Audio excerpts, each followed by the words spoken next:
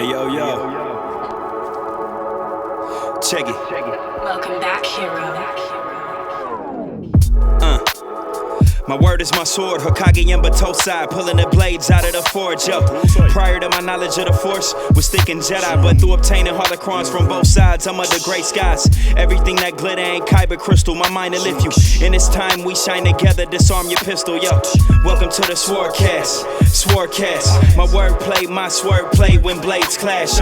Welcome to the SwordCast, my wordplay, my swordplay when blades clash. Welcome to the SwordCast, my wordplay, my swordplay when blades clash.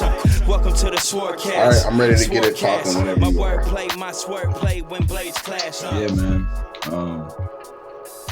So what are you into, man, right now, bro? I mean, first of all, we're doing the remote episode. Heroes. I'm out of Heroes out of town. visiting the fam and in Maryland. Bro, it's a lot of like rich black people that live out here. Shout out to Really? County, yeah. And I'm in Upper Marlboro. I've been out there. I've been in that area before, only like once though. Yeah, it's weird because most cities, like Washington D.C. is the city, right? And then you got the suburbs, and most cities like Detroit, Chicago, Atlanta, wherever, the suburbs, like all of the people, all the black folks and the brown folks live in the city, but then the suburbs is where all the white folks live. Yeah. In D.C., it's like black folks in the city and then like rich black folks in the suburbs. That's A lot fire. of really big houses, a lot of really nice stuff out here. So I read somewhere that that the PG County community is like the biggest, it's like the largest black upper middle class in the entire United States, which shows. That's dope. Imagine going to like Bloomfield Hills in Michigan, but seeing like only black people out there. Yeah. It's dope. Yeah. So what I've been into driving 9 hours. That's what I've been into. Oh yeah, that's a lot, man. Yeah. That's a lot. Yeah, man. I believe there's a pretty famous street ball court out there, isn't it? Was it Berry Farms, maybe? Oh, in Silver Springs, I think that's where it is. I'm not sure. Yeah, one of those. Actually, if it's the court I'm thinking about, I actually played there before. I was gonna say you gotta go shoot some bloody cash on the court there, man. Yeah, it was a different version of me that played out there, bro. Because my sister used to live in Silver Springs, so I was visiting there when I was like 13. Oh, okay. And this is before I studied the art of bloody cash. It was only like wild, out of control drives to the. I was gonna say this is a hustle player hero. This is a real hustle, play really hard defense, grab really hard rebounds, and like literally like fake left, go right was my only move, dog. And either I would get fouled, I would make it. I was a good finisher, or I would like the defense would be too good, and I would like triple pump and then end up missing. But that was the move I had. I was not trying to shoot nothing outside of in front of the basket. Oh man. That's funny, bro. But it's a different version now. I got the jumper unlocked, so maybe I'll go back down there and see what's going on. Word. What you been I know you've had kind of a lot going on, so we're doing. Yeah, man, I have a lot going on. But on Saturday, man, despite having all this stuff going on, I did a jiu-jitsu tournament. It was weird because I didn't really prepare for it. You know what I'm saying? I just kind of decided to do it absolute last minute, and without like a lot of preparation, I just kind of jumped in it. I did good, man. I won, got the silver. Hey. Silver. I won silver, man. Went to the final and lost. But it was I was mad that I lost and didn't get to go, but after a couple of days went by, like, I kind of settled in, and I'm pretty proud of myself. So yeah, man, that's cool. That's what's up, man. Just I saw you. You had told me about the tournament Kind of fresh off dealing with some adversity as well, so I know that made it harder. So shout out to you for persevering either way. Yeah, man. Thanks, man.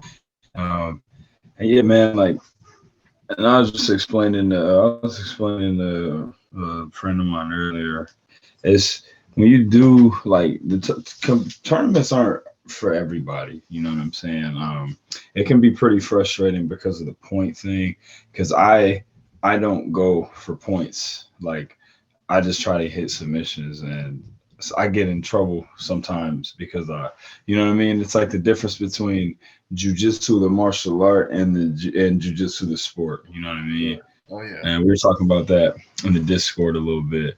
And because I don't, when I'm doing tournaments, I don't go for points at all. I just try to hit submissions. So sometimes I'll be down on points, and I'll just sit there and just be setting up submissions. You know what I'm saying? The semifinal match that I won to go to the gold match, I was losing on points the whole match, and I ended up hitting the armbar like 10 seconds left. You know what I'm saying? I saw the video of that armbar. This, bro, I've never seen a more determined armbar ever. Like, he literally, he was like on this fool's arm like a monkey. He was trying to roll away, and Nav was so determined that he literally like flipped backwards to sink. It was hilarious. Yeah. And this the crazy thing is, like, so if you watch the match, like, I was setting that up for a while, but it's like, since I only go for submissions and I don't go for points, I couldn't afford to miss it. You know what I'm saying? So I had to wait until like the absolute perfect time to try to like snatch it and get it, and I ended up getting it, man. So you know what that reminds me of? So last Saturday I was playing basketball at the Y. And do you remember there's the Fox 2 newscaster, Lee Thomas? He's the guy. He has like yeah, I actually know exactly what you're talking about. Okay, so he goes to that Y, and I used to see him all the time, and I forgot that he was there, so I played with him, and he was on my team, and our team was winning, but he was kind of getting. Can he hoop? Yeah, I mean he likes to play basketball, is what I'll say. And shout out to Lee Thomas, bro. Like, he's like a Detroit gym. Like, so all love and disrespect. He would tell you that he's not the most skilled ball player in the world, but he hustles. He plays D. He knows his role. He grabs boards. He tries to body with the B, even though he's not really that big, but he likes to play down low. So he's a good teammate. Like, he's real. He talk a little shit too, which was surprising, but I was here for it. But he was getting mad at us because we were down. We were going to 15, and we played 2s and 3s there. So it was 14-12. And we had like 4 possessions in a row where we kept like shooting like ridiculous threes. We were playing good defense. We were stopping them because they had point, but we were trying to shoot a 3. And he was like, yo, all we need is a bucket. All we need is like 2 buckets. And I was like, nah, dog, we need this 3 ball so we can win. And we eventually hit it like right when we almost blew it. Like, they blew it like a wide open layup. Like, somebody blew a rotation and they smoked the layup at the basket. So we got a fast break, and I pulled up for like a 25-foot like transition 3, and I happened to make it.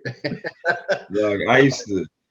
That was like, I needed that. We needed that to win. So that feels kind of right. like, And it was yeah. I used to be known for like having a 1-on-none fast break and stopping and shooting a 3-pointer.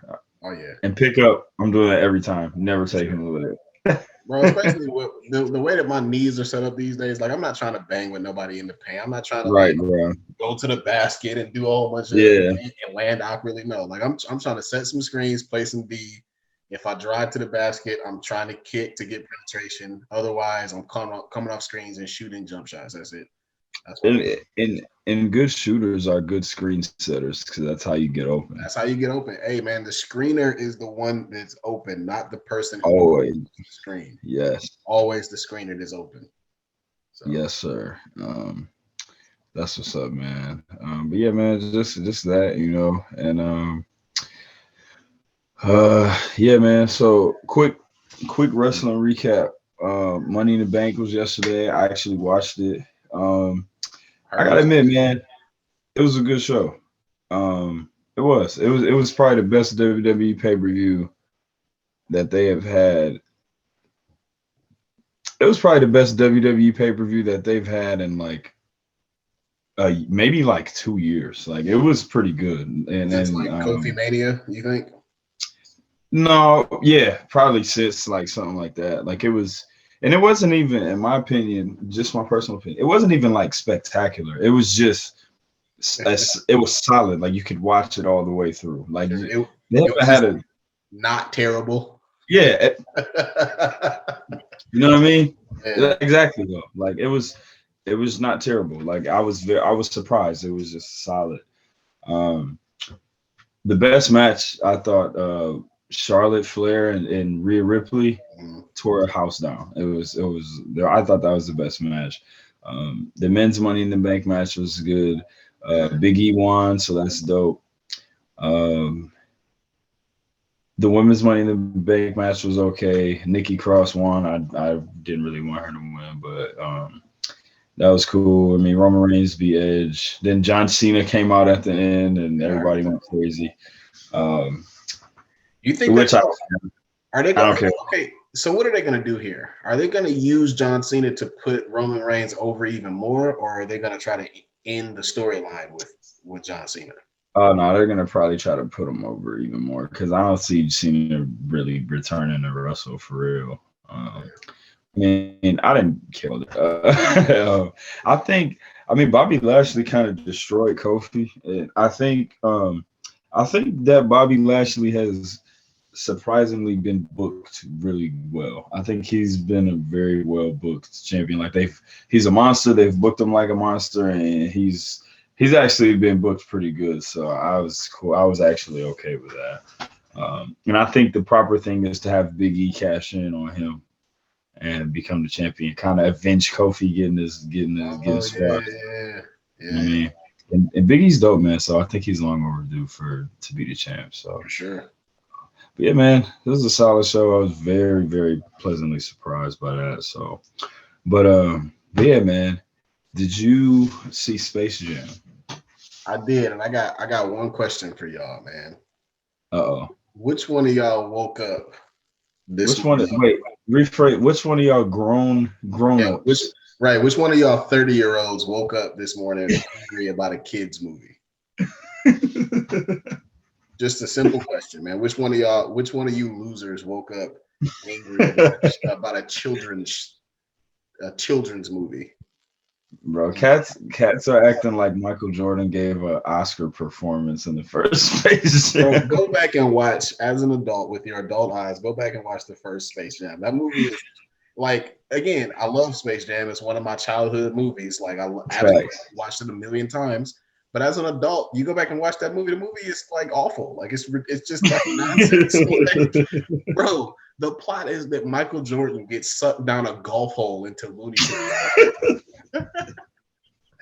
Like, what are we talking? And y'all thought that the Space Jam plot was half baked? Are you kidding? You forgot to say baseball playing Michael Jordan gets right. And the heat of like peak 90s confused Michael Jordan, where he didn't know what he was doing, just trying to make every dollar so he can go gamble some more and take some more people's money at Pinochle.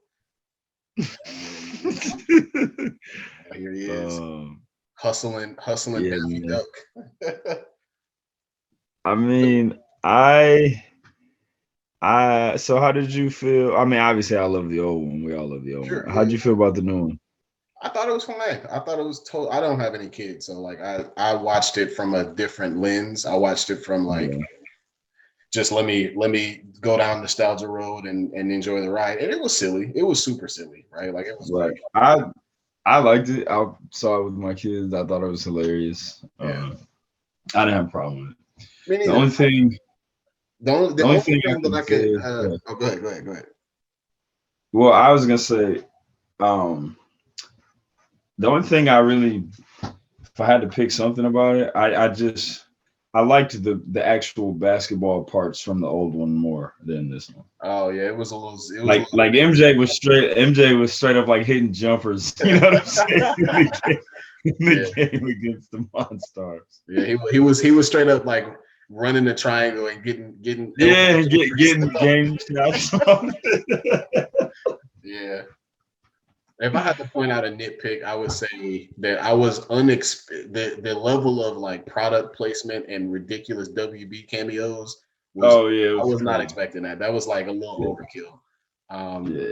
But what I did like, I really liked how many, like every single scene was like an Easter egg or a cameo or like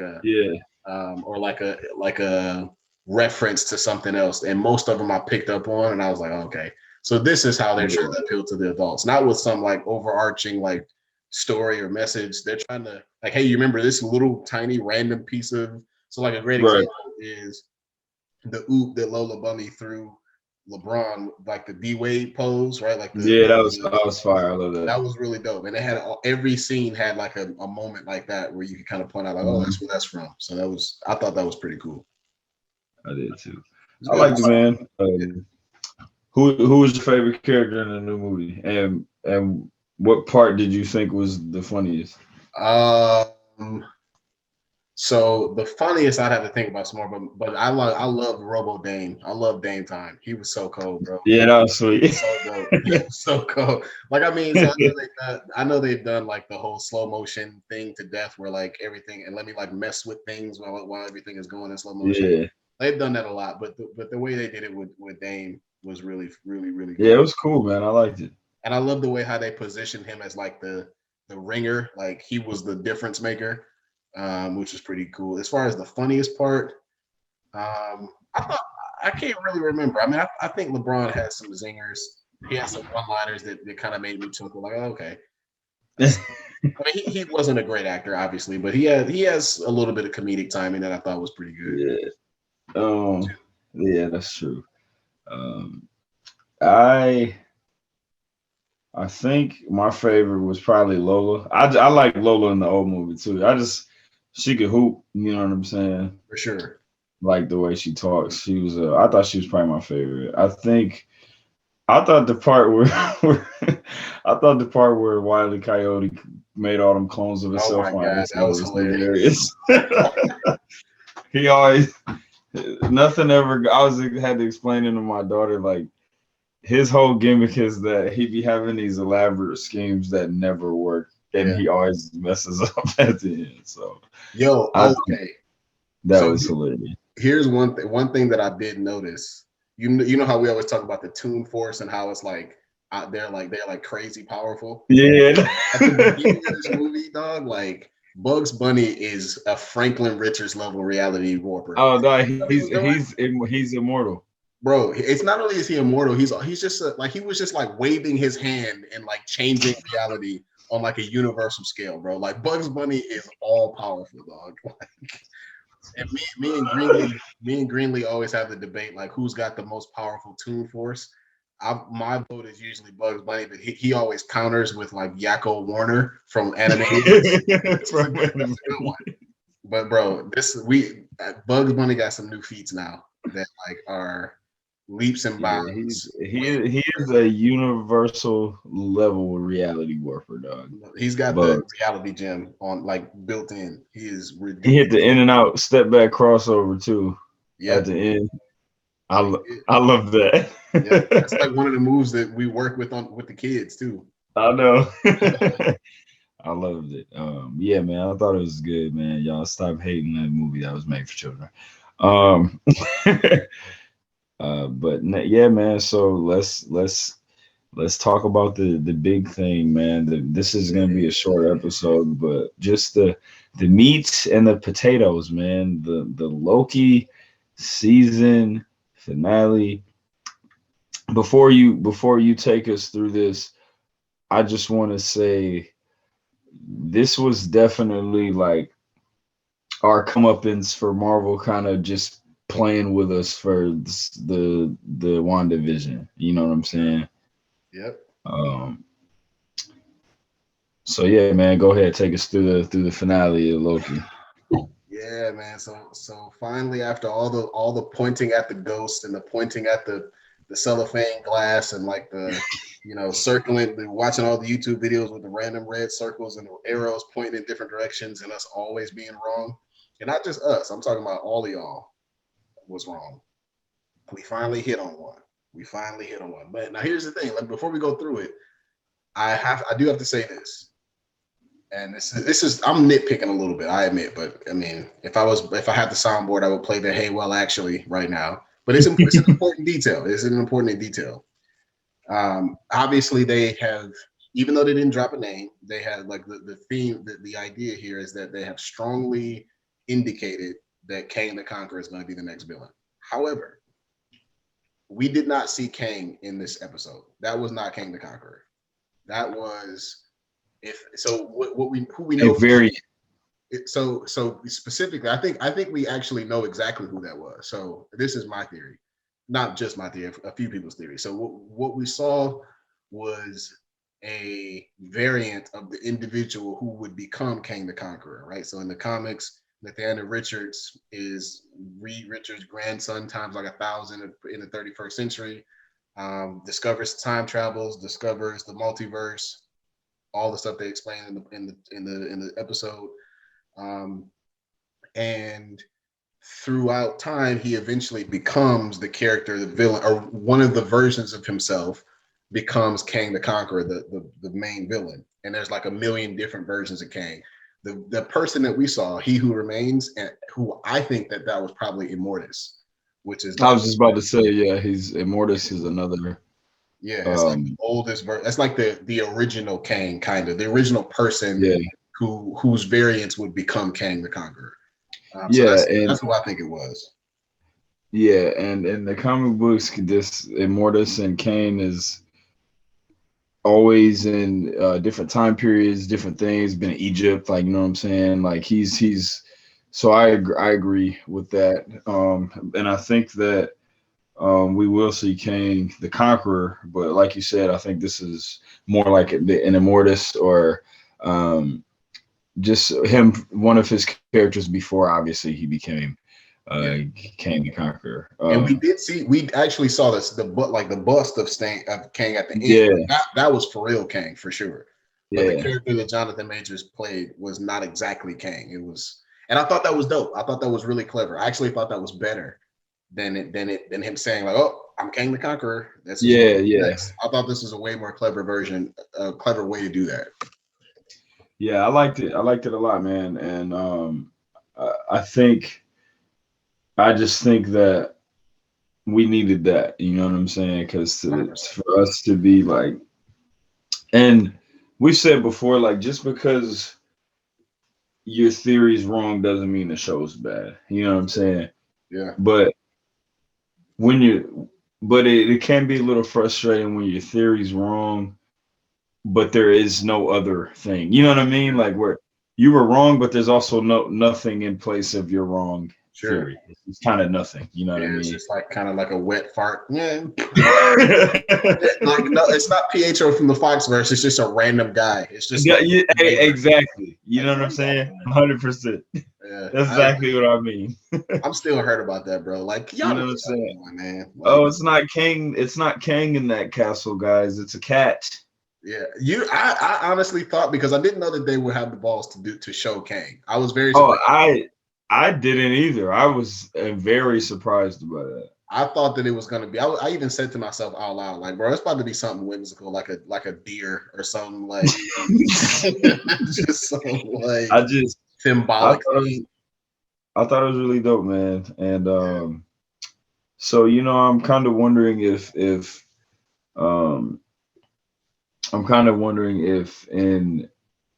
we'll see like and obviously I wonder if we'll see because in the comic book the TVA the timekeepers are real people. They're real characters. They're not animatronics like they were in the show. Mm-hmm. So I wonder if there'll be a situation where we actually see the real ones, you know what I'm saying, and the fake ones.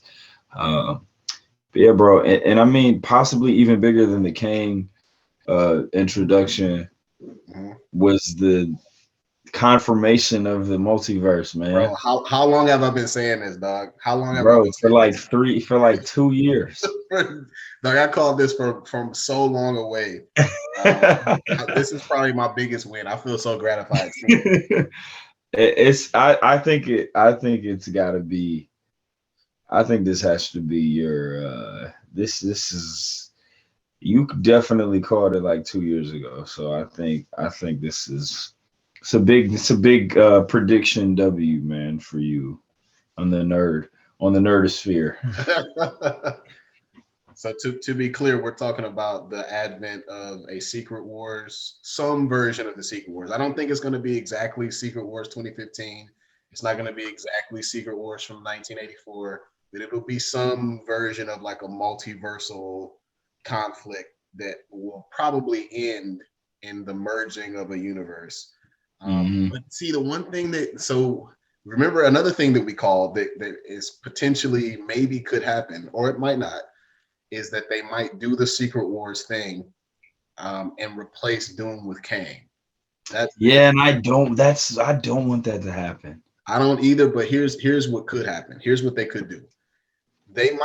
What if they don't like resolve the whole multiversal war thing? What if they defeat Kang like 2-3 movies down the line, but the whole multiversal thing is like still going on? Like, so maybe they fully establish the multiverses and you get from the other multiverses, you get some X-Men stuff, you get some like Dark Reign stuff or whatever, and then you could still have it so that like maybe Kang was just the first phase of the multiversal war, and then Doom be the big bad at the end. That's still possible, and I really would hope to do it because that gives them time to like develop the Fantastic Four and maybe tease some X-Men stuff. It gives them a little bit more time because you don't want to blow Secret Wars. I mean, it took them 18 movies to do Infinity War. Like, right, Secret Wars needs at least 10, 11, right? Like, you can't just bullshit it over. You can't go back. You can't go backwards. You can't take a step back. So, right, I agree. And also, I feel like they can't. I just really don't want it to. I don't want it to be that, and then there's no Doctor Doom. You know what I'm saying? Like, I don't want them to do it that way, and then there's no Doctor Doom, and it's just all Kang. I think I don't. Well, that's why I just don't want that to happen. I don't think it will. Like they have to be. They know how. Like they're setting the stage so perfectly for Doom to just sweep in at the end and be the absolute. Like I could imagine a scenario where Doctor Doom represents the end of the MCU as we know it. Like 5 years from now, we're like all of the whole thing kind of comes to an end. And that, to be honest, like that could be a way that they can neatly tie up the whole MCU and just have that. And let's to keep it real, man. Like these movies can't go on forever. You can't do it forever. And even though people think you can, like no, you got to stop while it's still good. You can't do it so long that they get whack and that, you know what I'm saying? Yeah. And Doom is the perfect end all be all for that. 100%. Absolutely. And you don't even have to. So you don't even have to like end it. Like what you could do, just like they do in comics all the time. They'll wrap up that universe, and then they'll because in Jonathan Hickman's 2015 Secret Wars, they ended up combining the Ultimate and the 616 universe, and that is the universe that all the comics are in now. So they were able to kind of start over. Yeah, they do that all the time. They restart the universe, and characters that are dead are back. They do it all the time. All the time. So that would be a nice, neat way to do that in the MCU without having to like hand wave and be like, well, just pretend like those other movies didn't happen. Like we're gonna just start it again. Like they always do with Batman. They just, hey, here's a new Batman movie that's unrelated to all the other ones that came out like 5 years ago. Like stop doing that. Facts. And then if you guys are interested in finding out more about Kang, or if you just want to just read some of his stuff, I know it can be because the most informative stuff is older, right? It's like stuff from like the 70s, Yeah, it's and I know sometimes when people are looking for comic books and you give them stuff like that, they kind of get turned off because it's so old and they're not. So what I would recommend is that you guys read the Uncanny Avengers run from, was it like 2012? I think. Uncanny Avengers. I think it's 2012. Is it? Are you talking about Jonathan Hickman's Avengers? I think so. 2012. Yeah. And Kang is a big player in that series. Actually, he's actually such a big character in that at times it seems like it's about him. You know what I'm saying? So I would recommend that you guys check that out if you want to get some more stuff on Kang. He's a dope character, man. He got a ton of lore. He's kind of more of a Fantastic Four villain, and then he kind of bled into the Avengers. So he's been around for a long time. This isn't like a new, you know what I'm saying? It's not a new character. And also, man, like I always say, I'm always bigging up this show. There's a fantastic Kang the Conqueror arc on Avengers Earth's Mightiest Heroes. That's the Marvel cartoon that I always talk about. So on Disney Plus, you guys check that out. It is a really dope Kang the Conqueror arc on there as well. So isn't he voiced by like Giancarlo Esposito as well? I think so, bro. I am Kang. Yeah, that Kang arc on there is fantastic, dog. Yo, so you know the homie name tag. Yeah. He hit me up actually like right before we started recording the pod. I haven't watched the video yet, but it's a really interesting theory that the last moments of Loki happened at the same time as the last moments of WandaVision. The last where like she was fighting. Right, so like because you could see like there was some crazy wonky multiversal stuff happening there, and at that moment where Sylvie killed the one who remains, or Immortus Kang, whatever you want to call him, that's when the timeline started going crazy. So the theory is that like that was the beginning of all the crazy timelines, including what was going on with Wanda. So I'll have to watch the video to learn more. I'll put it in the Discord, but it's an interesting theory. I'm here for it. He also said, Name Tag also said that Jonathan Majors must be KRS's son because they look so he does like KRS on. Yeah. Hilarious. But yeah, man.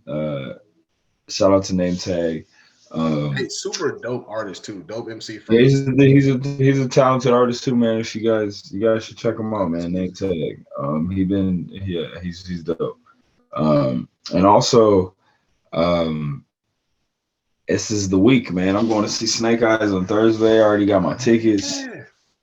I have not been this excited for a movie since probably like Infinity War. Okay. Been a long time since I've been this excited for a movie. I'm pretty nervous. Do you have any? I feel like you should be confident, bro. I am like I just, the cast is so good, the stunt choreographer is so good. I just always get nervous that they're going like, I don't know, dog. I'm just nervous. Like Scarlett gonna be the one in there whooping everybody. You know what I'm saying? Like the white girl gonna be the one in there whooping everybody. Me and Edmund have a bet going. I talked to him earlier and I was like, watch what's about to happen. So either one or two things is gonna happen. Either, and there's no in between. There's no in between. It's either one or the other. Either Noveliss is gonna go into the theater and he's gonna just be completely crushed, like completely heartbroken, like, man, like this was just not what I wanted. Like I'm just super disappointed and like just a total fail, right? Or he will come out and I guarantee he texts me, this is my new favorite movie of all time. It's either gonna be one or the other. There will be no in between. There's no in between. Because if there's any chance that this movie is good, knowing your connection to this character, Yeah, it'll at least be in your top 5 immediately. facts. I agree 100%. Like there's no chance for like mediocrity and I can't. Yeah, Not I like agree. there and be like, no, it was cool. It was pretty good. Yeah, that's There's not no gonna way you say that. happen. It's either the worst. It's either like a disaster that's like ruined the character for you forever, Right. or it's the best thing of all time. I agree, man, and that's what it is. And like I said, man, even more so than Henry Golan playing, I'm the most excited to see Andrew Koji as Storm Shadow. Like I'm more excited about that than anything else. I think he's about to really, really kill that role. And so I'm excited, man. I'm super excited for this movie and I got high hopes for it. So Facts, man. we're gonna talk about it on the next episode, man. I will make sure I see it by then. I'll be back in town by Friday, so I'll hop in the theater, go check it out. All right, man. Yeah, y'all. So just a short episode, man. Since we're doing it remote style, we'll get back to the normal thing next time. You enjoy your time away, sir. Yes, and I'll see you soon, bro. That's the bad side about working remote is that I still worked on today and yesterday. That's true. Today and tomorrow, but after Thursday, we about to go to the Six Flags. About to food. Let's go. Elephant ears. Right. Oh my God. Yes. I can't wait. Elephant fried with sugar in on it. Bro. Hey, literally. That's it. It's just fried. It's ain't fried. What? No, just fried. It's just fried. Fried with sugar on top. But it slaps though. That's literally what it is. It's just fried. It ain't nothing. There's nothing inside. It's just fried. They're so good though, man. Hey, one quick anecdote, bro. You kind of you get away from spending time with your family sometimes, and all this technology, all of the streaming services and video games and technology, computers, laptops, all this stuff. When the last time you played a good old fashioned game of Uno with your family? Oh, Doug. So my kid, we actually play Uno here, and it gets out of hand because I can't be next to Nova because I don't show her any mercy, and she gets mad at me when I'm when I'm laying all the draw fours on her and stuff. Bro, so we played it. My nephew put me on some new rules that I never heard of before. So we used to play, we would do like triples and doubles and stacks. Yeah, you can stack stuff. Right. Yep, so that's how we used to play too. I put him on that, and then so my nephew put me on this other rule where like 7s and 0s mean that we switch cards with people. So if somebody put down a 7, like you switch decks. Wow. And then there's another rule, like a jump in rule, where if somebody puts down, like say you have like a green 4, and then if somebody else has a 4 of any other color, no matter where you are in line, you can jump in, and then it throws the order back off. So whoever jumped in last. Wow.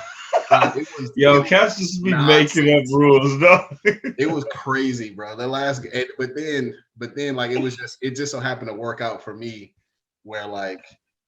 I ended up like dislocating my shoulder, throwing down like wow. Like anime style. Love it. Oh my God. Would there be anything better than an anime like Uno? Like not a whole series, but like somebody did a sketch where they just it would be hilarious. Bro, that would be some of the funniest shit I ever seen. The over focus on like exaggerated emotions, and it'd be like people having a good card and like really focusing on saying Uno before somebody tells them to draw 4 when they put their card down. Or like scheming, like, all right, at this rate, if he continues, I'll be able to use my reverse and then skip. And then the other person. You thought I didn't know that you were going to do that, but little did you know when you put your cards down at this angle, I saw all of your cards, and I knew that you were holding back that reverse card. So Dog. And then, yo, shout out, so my cousin, not a cousin, my nephew, my other nephew, he did this one of the smartest things I've ever seen in a Uno game. So using that, I can't even remember exactly what he did, but using the rotation. So he like put down a 7, and somehow he was able to see. This is so hard to explain. I'll have to ask him. But basically, he took advantage of the rotation rule and got like a set of cards and was able to see what the color was for the hand next to him. And then somebody else put down another 7, and then it went back the other direction. So he was able to change the color to the color he needed to get Uno and then Uno out. I'm not saying it very well, but it was like some high level like Senku. Yeah, that's crazy. Yeah, that's crazy. I was like, that was pretty clever, young man. Kids are smart. Man. So yeah, too much science involved now. I think we're about to get into some Uno right now. I got 2 dubs last night. I'm coming back for the 3-peat. So let's get it popping. Man, Uno's a fun game, man. It is. All right, man. This time next week. Hopefully not, because this you guys don't know this, but the podcast is literally supposed to come out in 1 hour and 28 like 10:30 on a Monday night. But we kind of had a lot going on this weekend, so we did the best we could to get the content out, and we'll be ready to go. Sir. Next week we're back to the normal routine. Give you all a full episode. We'll be good to go. Yes, sir. That'll do it. All right, bro. Hey, yo. Check it. Welcome back, hero. My word is my sword, Hokage and Batosai, pulling the blades out of the forge, yo. Prior to my knowledge of the force, was thinking Jedi, but through obtaining holocrons from both sides, I'm under gray skies. Everything that glitter ain't kyber crystal, my mind to lift you. In this time we shine together, disarm your pistol, yo. Welcome to the SwordCast. My wordplay, my swordplay when blades clash. Welcome to the SwordCast. My wordplay, my swordplay when blades clash. Welcome to the SwordCast. My wordplay, my swordplay when blades clash. Welcome to the SwordCast. My wordplay, my swordplay when blades clash.